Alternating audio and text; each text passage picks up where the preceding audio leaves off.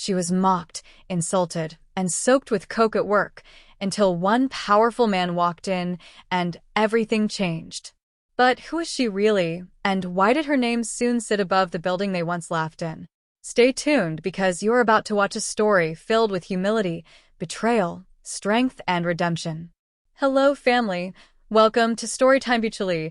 Kindly subscribe to my YouTube channel for more interesting stories. Like and share this video to your friends and loved ones. Your support and engagement encourage me to post more videos. Thank you as you do so. Sit back, relax as we dive into the story. It was 7:15 a.m. when Clara Bennett stood outside Dove Interiors, her heart beating softly inside her chest. The tall glass building stood proudly in the center of Manhattan. Clara stared at it, took a deep breath, and walked in. She was dressed simply, cream blouse, navy blue skirt, and low black heels. Her long brown hair was neatly tied into a bun. Clara didn't wear much makeup. She believed in looking natural and neat. Her handbag was plain but clean. Anyone looking at her would think she was just a regular woman trying to make a living. And that was exactly what she wanted. No one at Dove Interiors knew that Clara was the wife of Ethan Bennett, one of the richest and most powerful businessmen in the country. He owned multiple companies, real estate properties, and had recently become the largest investor in Dove Interiors. But Clara had asked Ethan to keep her identity a secret.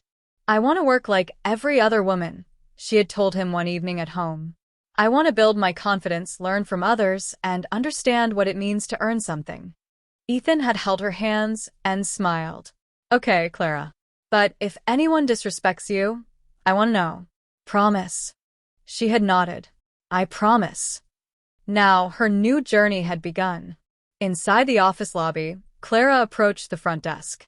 A lady with red lipstick and sharp nails looked at her. "Yes? Who are you here to see?" the woman asked coldly. "I'm Clara," she replied politely. "Today's my first day. I'm the new assistant to Mrs. Jane." The receptionist raised an eyebrow and looked Clara up and down. "Oh, right. That one." She gave a forced smile. "Follow me." As Clara followed her through the bright hallway, she heard quiet whispers. Two young women near the elevator looked at her and giggled. "Is that the new assistant?" one whispered. "She looks like she came straight from a small town." "She probably lives in a one-bedroom apartment," the other replied. Clara pretended not to hear them and kept walking.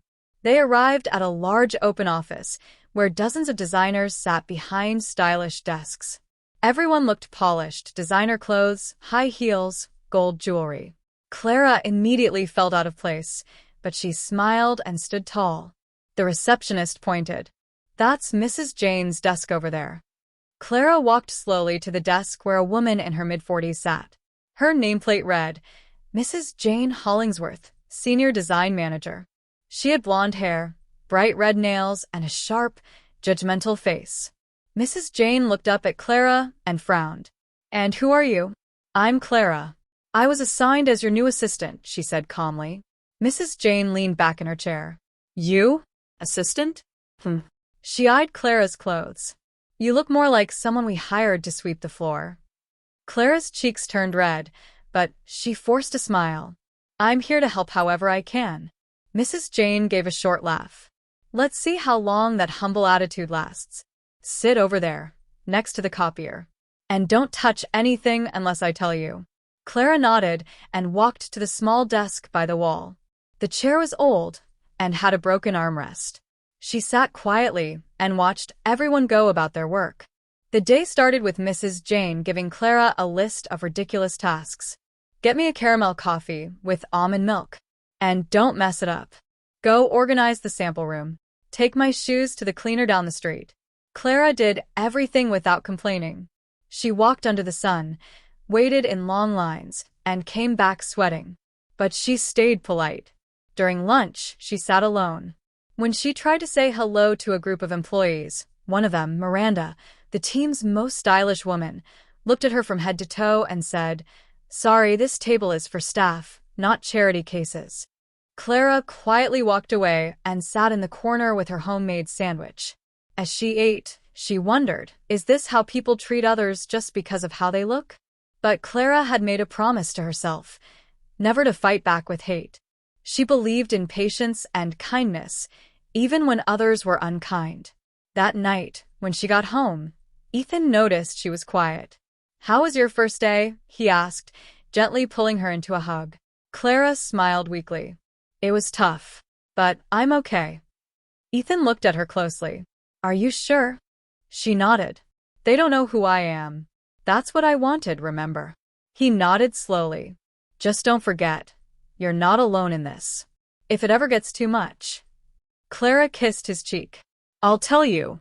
I promise." But inside her heart, Clara knew this was just the beginning. Clara walked into the office the next morning with a deep breath and a hopeful heart. She had promised herself that no matter how people treated her, she would stay kind and focused. But the looks she received as she entered were colder than yesterday. Some employees stared. Others whispered. No one smiled. She greeted them politely. "Good morning," she said softly to Miranda and two others nearby. Miranda turned around slowly, lifted one brow, and replied with a mocking smile. "Oh, the assistant speaks. Morning, maid." The other two women chuckled. Clara ignored the insult and went straight to her desk. Her chair still had the broken armrest, and someone had scribbled on her notepad, "Know your place." She quietly flipped the page and started writing her tasks for the day. Soon, Mrs. Jane called her loudly from across the office, making sure everyone heard. "Clara, come here now." Clara stood and walked quickly to her desk. "Yes, ma'am?" Mrs. Jane didn't look at her. "You're going to clean the storage room today. There's a mess of old files. Organize them by name and year. And take the trash out too." Clara blinked. "Do you want me to do that now? Are you deaf?" Mrs. Jane snapped. "Yes. And don't ask questions. Just do your job." People were now watching from their desks, amused. One male employee whispered to another, "She's more useful as a janitor." Clara bit her lip and walked quietly to the storage room. The place was dusty and hot. She tied her hair back and began sorting through the boxes. She worked for over 2 hours, her hands covered in dust, her back aching. When she finally returned to the main office, she was tired and thirsty. She sat for just a moment to catch her breath. But Miranda didn't miss it. "Look at her," Miranda said loudly. "Can't handle a little hard work? What does she do at home? Sleep all day." Lori joined in. "She probably lives in one of those cheap apartments with rats." Clara looked down and said nothing. Later that day, there was a staff meeting in the conference room. Clara entered quietly and took a chair at the back. During the meeting, the team discussed a new luxury apartment project for a celebrity client. Mrs. Jane asked if anyone had ideas. Clara, feeling a little brave, raised her hand slowly. "Yes." Mrs. Jane asked in a tired voice. Clara stood up. "I was thinking maybe for the guest bedroom, we could use soft beige colors with gold lighting to create a calm but rich feeling." Mrs. Jane interrupted with a cold laugh. "Beige and gold? That's your big idea?" she said loudly. "Thank you for your input, Clara. But we don't decorate cheap hotels." The whole room laughed. Clara sat down quietly, her face warm with embarrassment. After the meeting, she returned to her desk and saw that her lunch bag had been opened. Her sandwich was gone, and in its place was a note. "Eat with your level." She felt tears fill her eyes, but quickly wiped them before anyone noticed. She hadn't cried since her first day. She would now. By the time it was evening, she had worked herself sore. She carried files, printed documents, cleaned up coffee spills, and ran errands like a servant. No one offered help. No one said thank you. When she got home, Ethan was waiting at the door. He took one look at her face and didn't speak. He walked over and took her bag. She sat on the couch and leaned back, trying not to cry. He knelt beside her. "Clara, please tell me what's going on." She looked at him, her voice weak. "They treat me like nothing, Ethan. They look at me like I don't belong there, like I'm dirt." Ethan's expression darkened. "You don't deserve that." "I just want to finish the week," she said, trying to stay strong. "I want to prove to myself that I can endure it, that I'm not weak." Ethan looked into her eyes. You're the strongest woman I've ever known. But if they push one more time, I won't stay quiet. Clara nodded slowly. Deep inside, she knew her strength was being tested. But what she didn't know was that the fire inside Ethan had already been lit, and it was growing. Clara entered the office on Thursday morning, keeping her eyes low and her steps quiet. Each day seemed worse than the last, and the cruel words from her co-workers still echoed in her head. She told herself to be strong, to stay calm. But deep inside, she was getting tired. She walked to her desk and sat down, trying to organize Mrs. Jane's schedule. But the moment she opened her planner, she noticed her pen was missing. Again. Just then, Miranda strutted by, sipping from a can of Coke. She was laughing with Lori and another staff member. When she saw Clara, she stopped. "Oh look, still sitting in the same spot, with the same cheap shoes," Miranda said loudly. Clara didn't respond. She kept her eyes on the calendar and tried to stay focused. But Miranda wasn't finished. She walked closer and stood beside Clara's desk. "What are you working on?" "A new recipe for rice and beans," Miranda mocked. Clara looked up, gently. "Is there something you need?" Miranda smiled slyly, then suddenly turned to speak to Lori, but as she did, she accidentally tipped the open can of Coke over, and it spilled directly onto Clara's cream blouse. A loud gasp filled the office. The cold, dark liquid soaked through Clara's shirt, dripping down to her skirt and papers. "Oh my God," Miranda said dramatically, pretending to be surprised. "I didn't mean to. I'm so sorry." But her smirk gave her away. Lori quickly raised her phone and began recording. Clara stood up slowly, frozen. Her blouse was completely stained, sticking to her skin. The entire office was staring at her. "Looks like you've got a new color today," Lori said, laughing. Mrs. Jane walked out from her office, just as Clara was trying to wipe herself. "What's going on here?" she asked. "Just a small accident," Miranda said sweetly. Clara didn't move fast enough.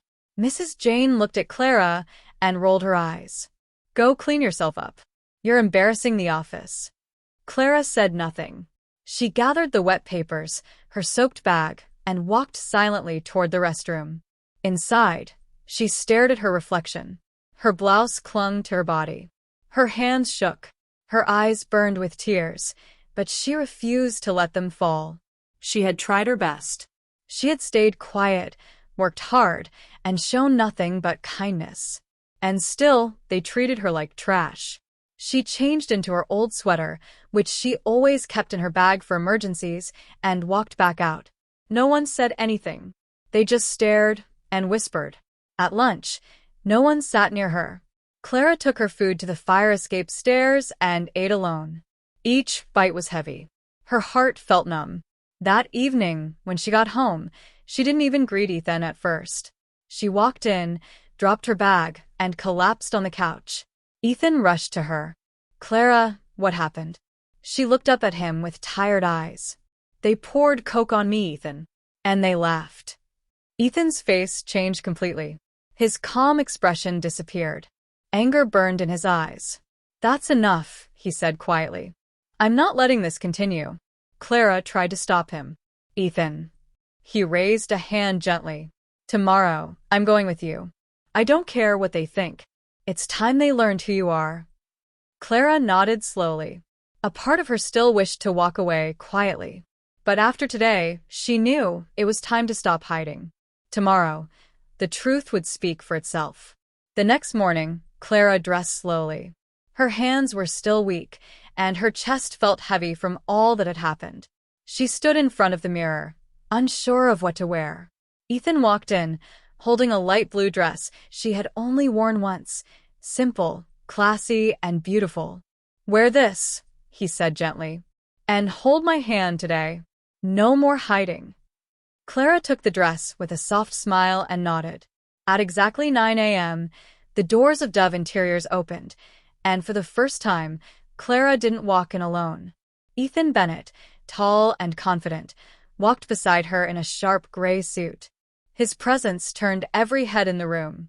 Miranda, who was busy laughing at someone's message, dropped her phone when she saw them.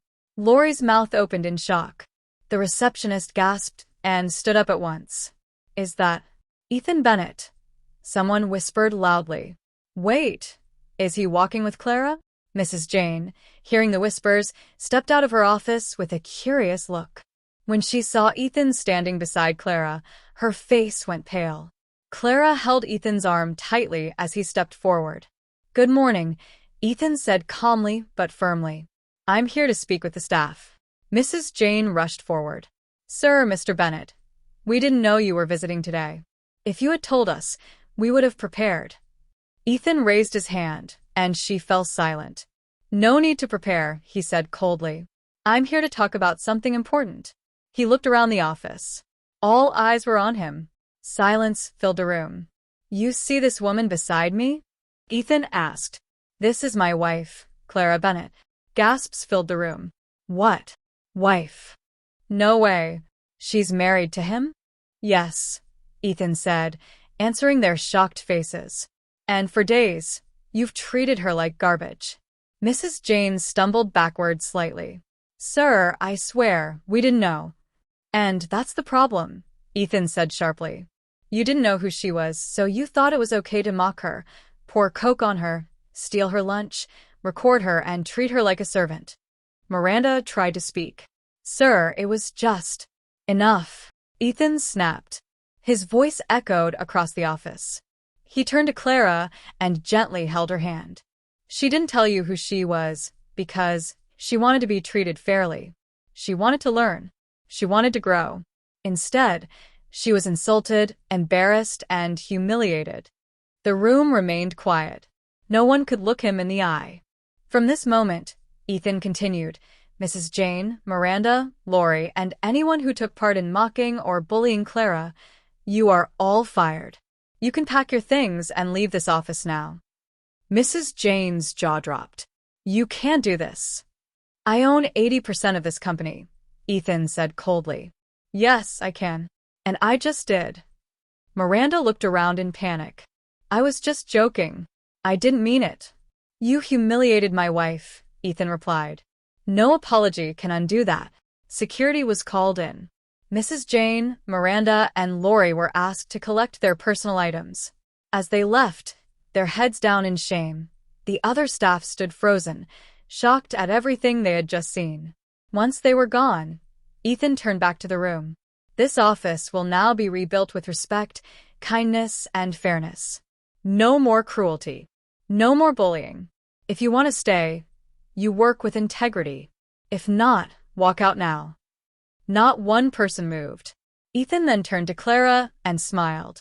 You don't have to work here anymore. But if you still want to continue your dream in design, I'll help you build your own company.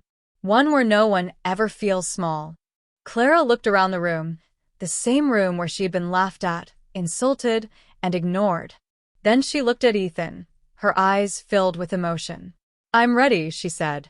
Let's build something better. And with that, she walked out, this time not as the quiet assistant, but as a woman who had earned the respect she always deserved. 1 month later, the name Clara Bennett was no longer whispered behind her back.